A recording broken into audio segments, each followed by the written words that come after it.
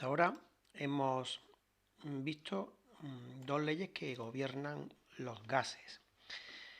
Primero, la ley de Boyle,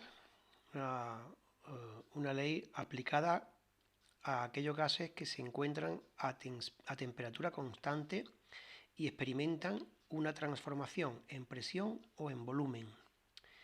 De manera que un gas a temperatura constante, insisto, el producto de su presión por su volumen siempre será constante. Si yo varío cualquiera de estas variables, presión o volumen, se cumple que presión inicial por volumen inicial es igual a presión final por volumen inicial. Para ello me he permitido poneros aquí una fotografía de una jeringa. La jeringa es el gas que hay en la jeringa está sometida a esta transformación.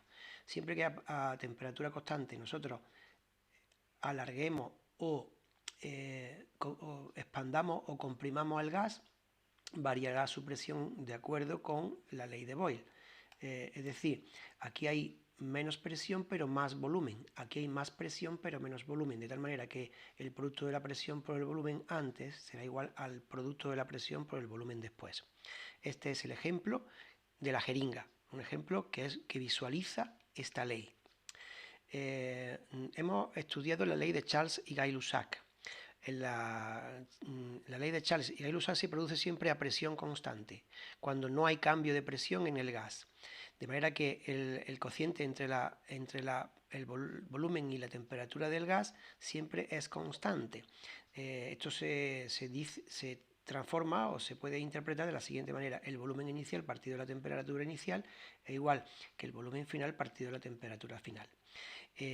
Para explicar esta ley he cogido este ejemplo, un ejemplo sencillo en el que en un globo que tiene un gas en su interior se calienta en este recipiente de agua caliente. ¿Qué ocurrirá? Que a presión constante, es decir, la presión no va a variar en el gas, porque la presión exterior es igual que la presión interior, en el gas no aumenta la presión, pero sí aumenta el volumen. Esto es un hecho experimental.